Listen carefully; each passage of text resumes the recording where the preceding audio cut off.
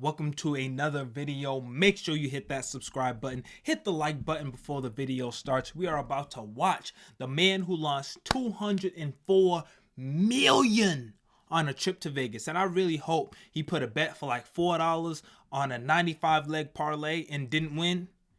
I hope he didn't have to. In 2007, 20% of Caesars Palace Casino revenue came from one single person, Terence Watanabe. Born 1957 in Omaha, Nebraska, Terence began life as the son of Harry Watanabe, who founded one of the most successful carnival suppliers in American history, called the Oriental Trading Company. At the age of 15, Terence began working for his father, and by the age of 20, Terence had been given the role of CEO, after which he'd add an incredible amount to the business. By shifting the focus toward party products, Terence was able to grow the business from 17 local stores to a company generating $25 million per month. The only problem was Terence had spent most of his life doing so and had therefore experienced almost nothing outside of work. The job was all-consuming, say former associates. He traveled for long stretches of time examining merchandise in Asia. He never married. His sister and others who know him say they don't believe he ever had a significant romantic relationship. This was his life, that company. It engulfed him. Having burnt out by the age of 43, Terence put his share of the company up for sale, eventually selling for an undisclosed amount in October 2000, after which the goal was to have a charitable and fun retirement. Mr. Watanabe said his plan was to throw himself into his philanthropic work and have more fun. If it's not fun, it's not worth doing, Mr. Watanabe told his hometown newspaper, the Omaha World Herald, in 2000. He then created the Terry K. Watanabe Charitable Trust before donating millions to AIDS and cancer research, as well as various political causes. However, having worked all day every day for over 20 years in a complex business, Terence found little satisfaction in this new line of work. Donations from his foundation grew, but he soon became restless. Several business ideas, including opening a restaurant, went nowhere. He didn't know what to do with his time, says his sister, and as the old saying goes, an idle mind is the devil's playground. With nothing else to do, Terry began a new hobby of spending large amounts of cash, purchasing one of Omaha's largest and most notable homes, which featured 9 bedrooms, 18 bathrooms, a gourmet kitchen, a custom wine cellar, and a 3-story elevator, but it was rather a venue near this mansion that became his biggest financial danger.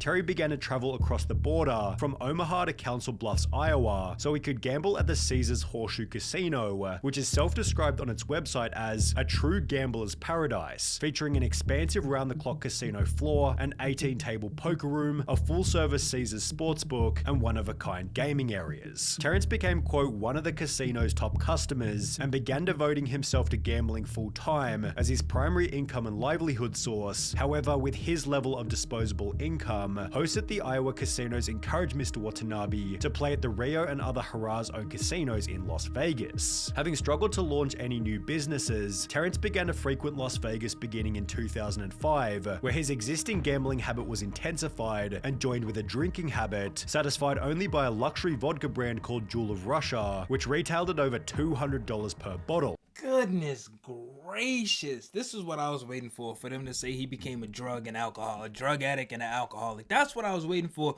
because that's what usually happens when people have too much time and way too much money, whether they earned it or didn't earn it. They are going to indulge in some activities that are not conducive towards the way that they want to go. This guy is going to F up his life. That's why it says he lost $204 million, and what I thought is not what happened. I was hoping he missed the parlay and he lost out on $200 million. No, he had $200 million and lost it. He already spent it on a home. He don't know what to do with his time. And honestly, you see this a lot in people that actually work until their retirement age, and then when they retire, they don't know what to do with their time. So some of them find a new hobby, a new passion, pursue that. Some of them go back to work part-time, do something small, something easy, just to keep their mind flowing. And some people end up like this dude.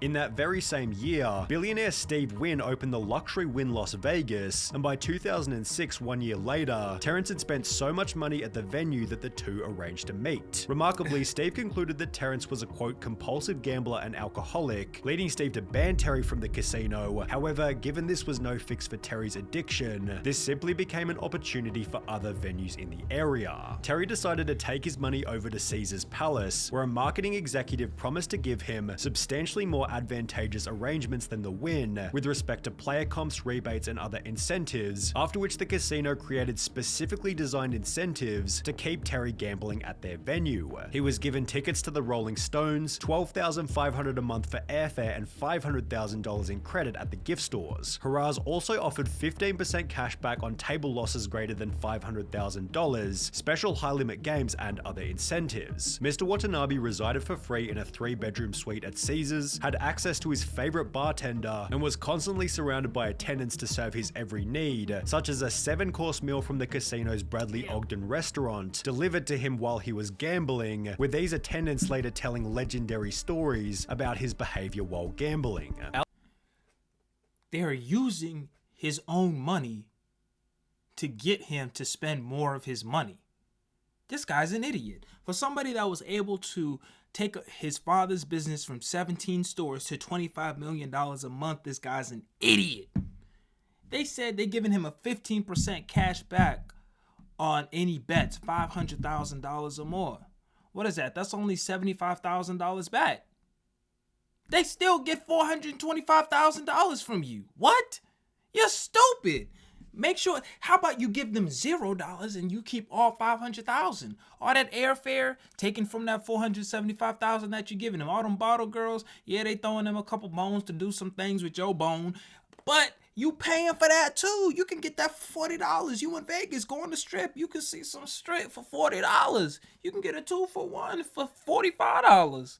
Don't ask your fire. Let's hear these stories. Al DeLeon and Christian Kunda, two of Mr. Watanabe's personal handlers at Caesars, say he had thousands of Tiffany gift boxes filled with $50 gift cards or $100 gift coins that he would hand out to bartenders, nightclub operators, security guards, and others. They say he once told a security guard to go to a supermarket and buy every cut of steak, and then proceeded to hand them out to employees. Caesars Palace high rollers of this magnitude are often given exclusive loyalty program status called 7-Star, where members are wowed by all the fantastic benefits afforded to them, with additional rewards and all-round bigger and better perks, yet the casino then literally created a new tier above this called Chairman, of which only Terrence Watanabe had the status of joining. Having been handed what you might call the ultimate life, Terry decided to stay in Vegas, yet with no intervention and nothing else to do, the severity of his habit began to get out of control. Several employees say Mr. Watanabe would stay at the tables for up to 24 hours, sometimes losing as much as $5 million in a single binge. He was allowed to play 3 blackjack hands simultaneously with a $50,000 limit for each hand, and if he won, Mr. Watanabe says he regularly handed out to Caesars employees bundles of $100 bills that could total as much as $20,000. In the meantime, Terry was visited by a former casino host from his hometown who explained that Terry appeared disoriented and couldn't remember the conversations they'd had in the past. He'd add that Terry was often seen stumbling around the casino or falling asleep at tables placed right beside loud nightclub music, yet the most notable observation regarded the type of machines that Terry liked to play. According to one of his former assistants, Terrence rejected any skill-based casino game like poker, and instead gravitated toward games with low odds, including roulette and slots. He was considered a house player because slots and roulette are house games. They have terrible odds for the player,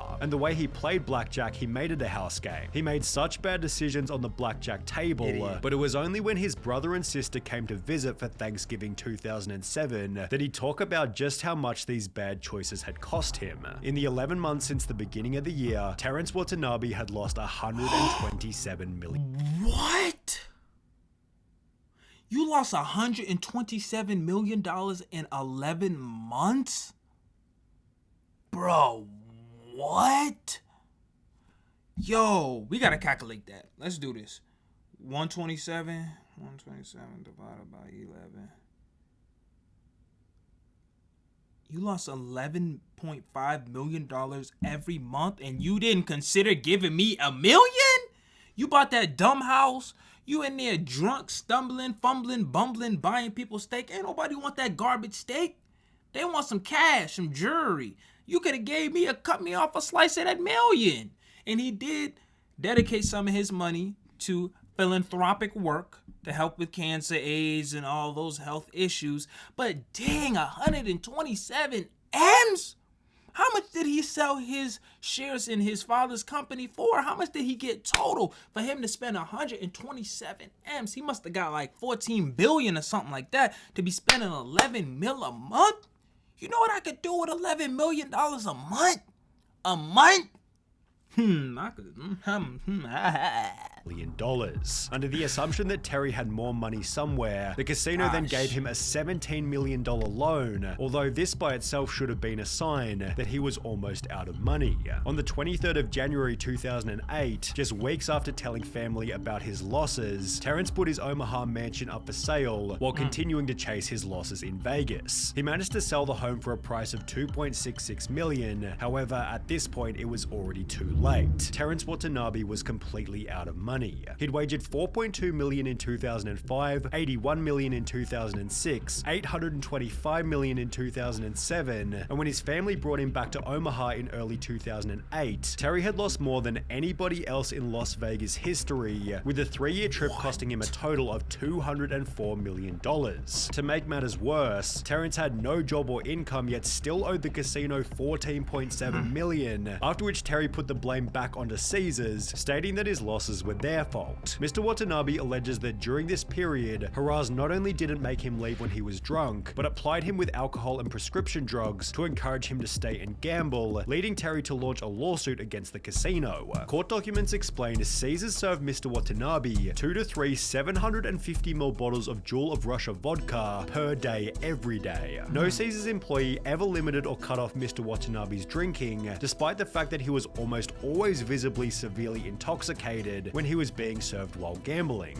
On at least one occasion at Caesars in 2007, a concerned companion of Mr. Watanabe, Stuart Mitchell, pulled aside his cocktail waitress and pled with her to water down Mr. Watanabe's drinks. The cocktail waitress refused and curtly responded, "Terry gets whatever he wants." Mr. Watanabe had at least 2 drinks at his table at all times, so that he could be kept in a constant state of intoxication while gambling. Mr. Watanabe's photographs were posted in the employees only section of the casino in order to ensure all employees recognized him and never refused him anything. Caesars employees never attempted to limit or cut off Mr. Watanabe's drinking or restrict his gambling because they understood that any interference with his drinking or gambling could cost them their jobs. In response to the lawsuit, a spokesperson for the casino stated, "We're in the gambling business. We had no reason to believe that Terry Watanabe was anything other than a big player with huge resources who made an adult decision to bet the money he did. Are we going to provide an environment that keeps him very happy? Of course we are." The casino then launched criminal proceedings against Terry, meaning that on top of everything, he was now facing up to 28 years in prison for the unpaid $14 million. An article was then published in the months that followed, announcing that both Terry and the casino had each dropped their lawsuits. However, Terry's life never recovered afterwards. My name is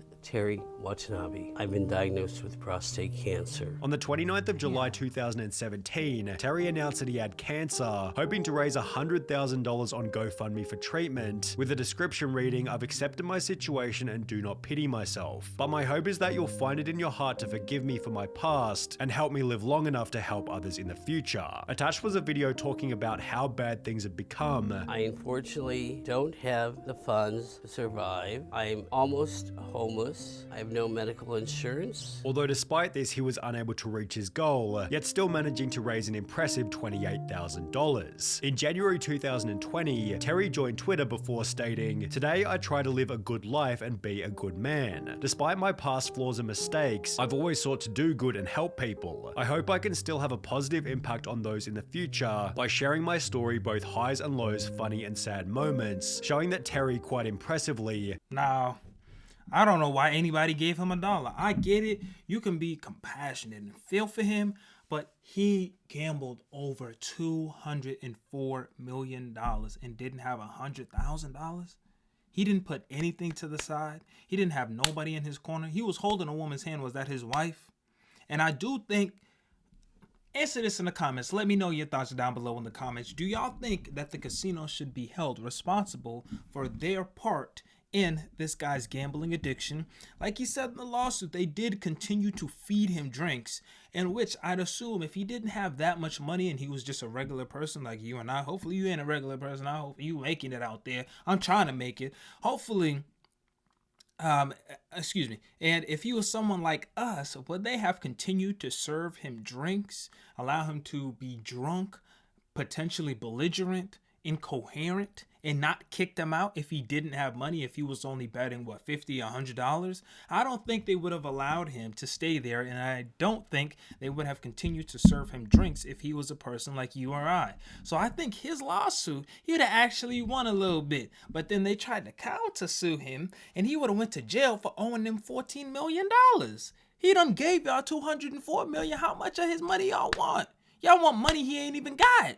But I don't feel bad for him. If I worked 20 years and I had $200 million, oh my goodness gracious, I wouldn't have quit my job. I would have sold my stocks and asked to have some type of consulting role at the job as a part of the agreement when I sold my stock. So I have something to do. I have something to live for. I would have picked, he had some philanthropic work that he was involved in. Why not try to really entrench yourself in some of that stuff that you like and that you care about so that you have something to do in your free time and stuff like this don't happen. I don't feel bad for him. I am empathetic and sympathetic to his diagnosis and the cancer that he unfortunately has or had. I hope he no longer has, and that he's okay and that he's recovered. But I do not feel bad that he lost all that money. Guys, let me know your thoughts down below in the comments. I am out of here. Peace.